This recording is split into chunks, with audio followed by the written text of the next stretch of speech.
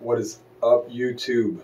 I was getting ready to start on a video, and I figured what better video to do than how I do my videos. I get a lot of comments and questions about what GoPros I use, what software I use, just a general process. I think a lot of people would like to get started on doing videos. They just don't know, how to get started, where to get started. So this is my process. It's probably a bit more complicated than it needs to be, but I tend to overcomplicate things, and this is just how I do it. So if you guys are interested in taking a look, going through the process with me, then stick around.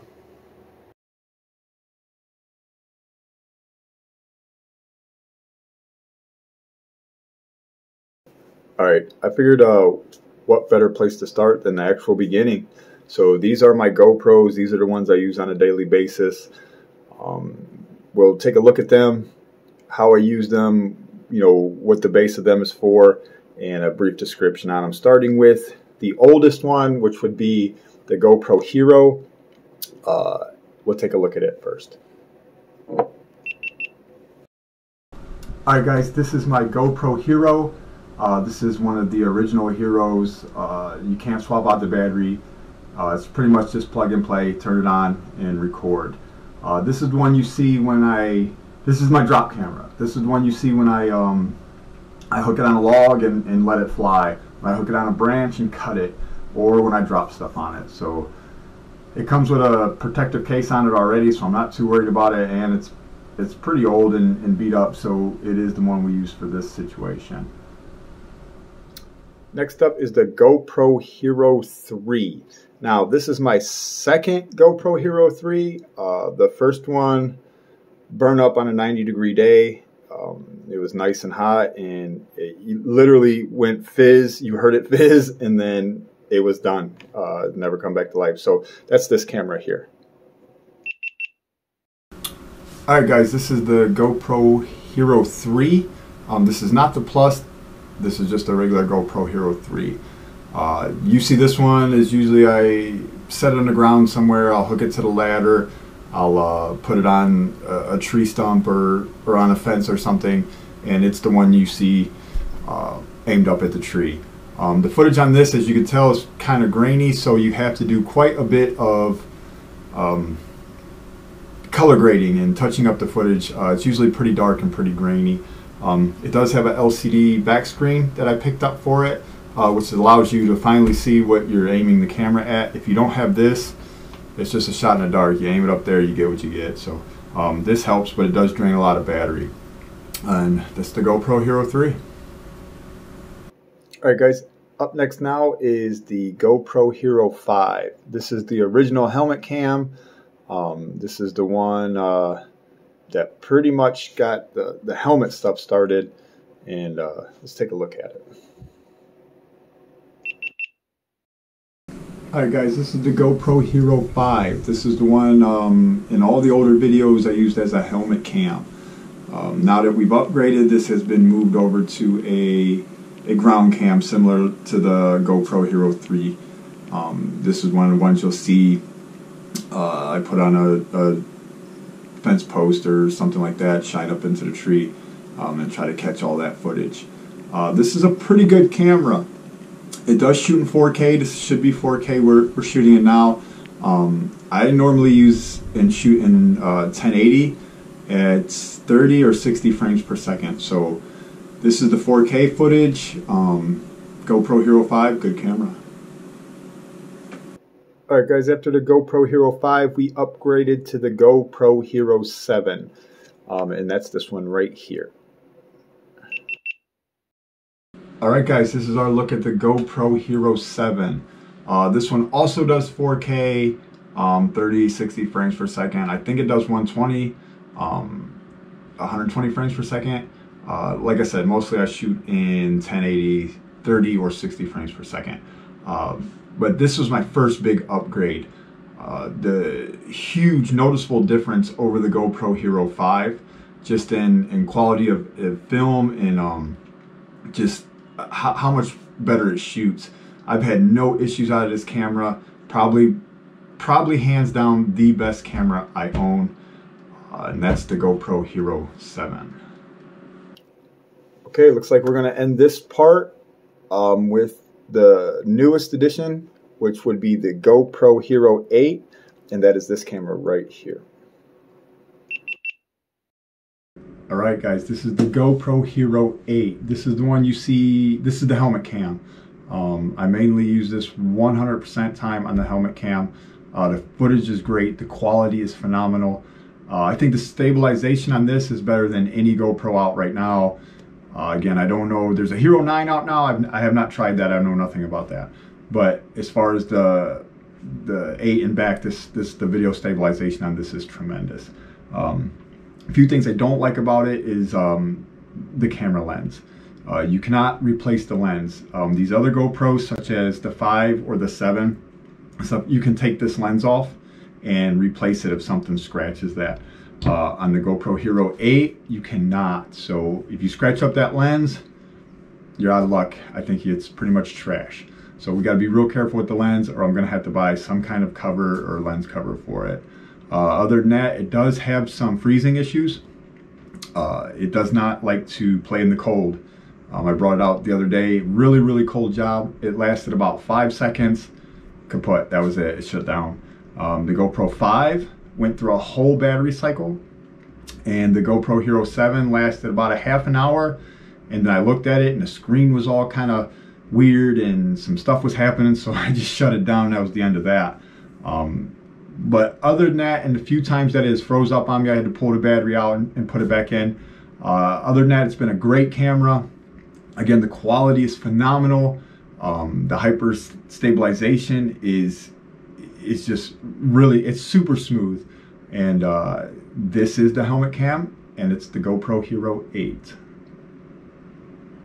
All right, guys, now that we've gotten our footage, we're ready to take all the SD cards out, all of the cameras, and get them put on the computer. So let's show you how we do that.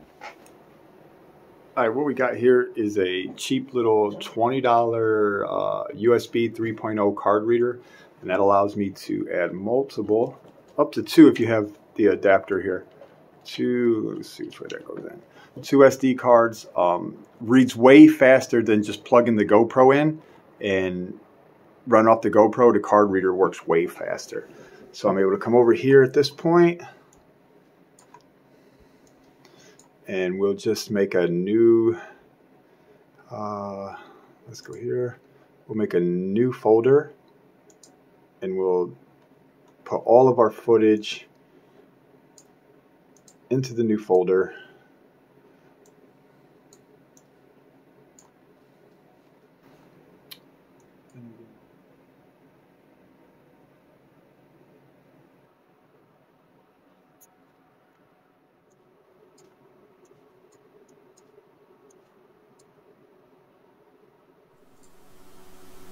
Alright guys, once we get all of our footage in, I like to try to name it something appropriate, like something that happened during that day, or something funny that happened on that job. Just something that lets me know what that job was and kind of a breakdown of what's going on. I don't do my footage in order, so videos that you see next week might have been from a month ago, 2 months ago, tomorrow. I generally go through and I look at all these and I see what sticks out to me, what appeals to me, and then I make that video. So I think the next video we're going to make was going to be this one, and we bring our footage in, and you'll see this is always the GoPro Hero 8 is the main, and then I label these GoPro Hero 7 and the Hero 5. Those are the cameras we used on this job. When you bring the footage in, GoPro segments your footage. So they'll bring it in and number it accordingly, you know, 35, 36, 37, and so on. But it's segmented. So you'll get like 1 35 and then 2 35, and it breaks that up in a weird way. So I tend to go back in, I renumber all of these in a sequential order so I know which footage I'm looking at, which order it goes in.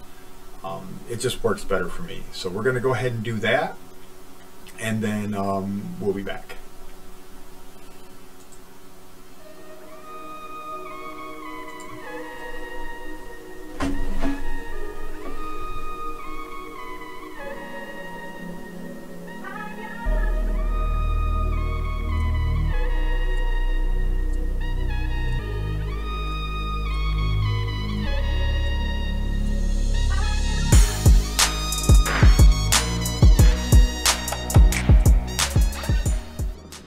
once we got everything all numbered up, we're going to come in and I like to take, this is why I got multiple monitors. I like to take this, set it up over here, open a new window, bring that down here, and then we can do again, open a new window. And that sets us up over here for all of our footage. These are all the different GoPros, all the different folders, all opened up over here where I can see them. Then over here, once we click on a video, the video will pop up over here in this window. Let's go ahead and pause that. The video will pop up in this window, so I can kind of watch through. I like to watch through and see, all right, if this clip is any good, if it's a waste of my time, did it not come out right? Like I said, I don't watch any of these clips. When I bring them home, I just kind of glance through them, make sure that I got some decent angles, make sure I don't have a whole lot of junk footage. Then I normally put them on the computer, label them, and just forget about it until it's time to start looking for a video to do. Now on our main screen, we're going to go ahead and open up DaVinci Resolve. I think, there we go. DaVinci Resolve is the free software I use for doing all my video editing. They do have a paid version. The paid version is kind of expensive, and I don't think I need it for what I do. I think our videos are pretty good. I'd like to buy it. Maybe once we start doing a little bit more better on the channel, start upgrading, start picking up better cameras and stuff, maybe then we'll go after the full version. So we're going to open up a new project and we're going to call it Leaners, I guess, and then we're going to create. So this is where you bring all your footage in. You pull a clip in, add it to your timeline, and this is where you can do all your cutting, editing, mashing clips together, doing whatever it is you need to do. I'm not going to go in, like, I don't want to do a whole DaVinci Resolve tutorial. I mean, if you guys want to see that, hit me up, let me know. Maybe we can do a tutorial on how to do that. But again, this is the basics of it. Now I can come over here and take a look at this, open up other videos, take a look, just kind of go over and see what it is I want to use, what footage I want to use. I try not to cut out a lot, but I know you guys don't want to watch 40, 50, 60-minute videos. So doing odds and ends stuff, you probably don't want to see. So there's some good clips here. So I'll take a look at these clips, kind of go over, make sure the angles ain't cut off, make sure you guys can see what I'm doing. And then if I like the clip, then we'll go ahead and put it in and use that footage. So.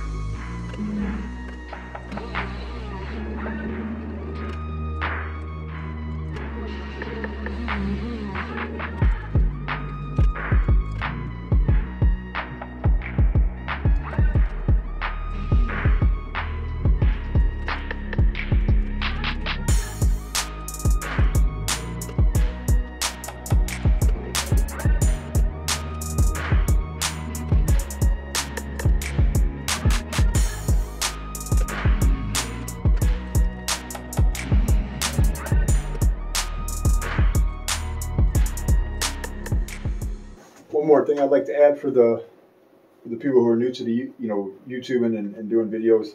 A lot of people want to know where you mount your GoPros. On this helmet, this is a Protos.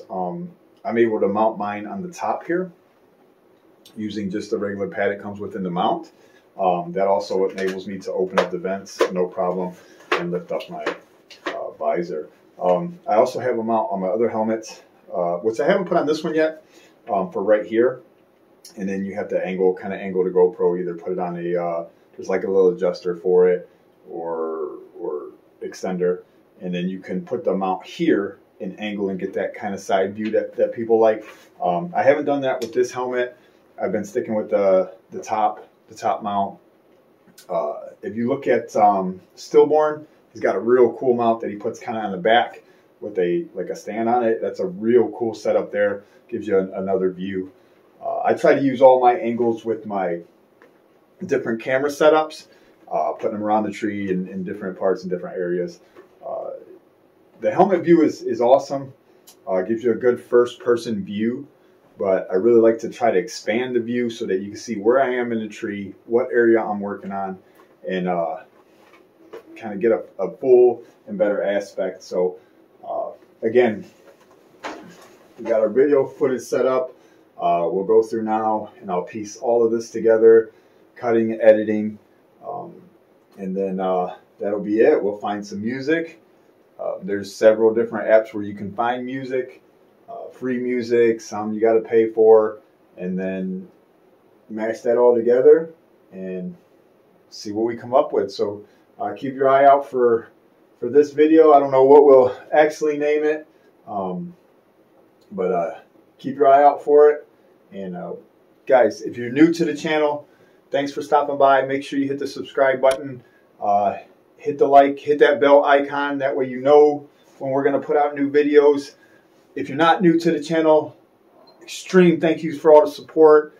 None of this would actually be worth anything if you guys weren't watching. So thanks for your time, and thanks for watching.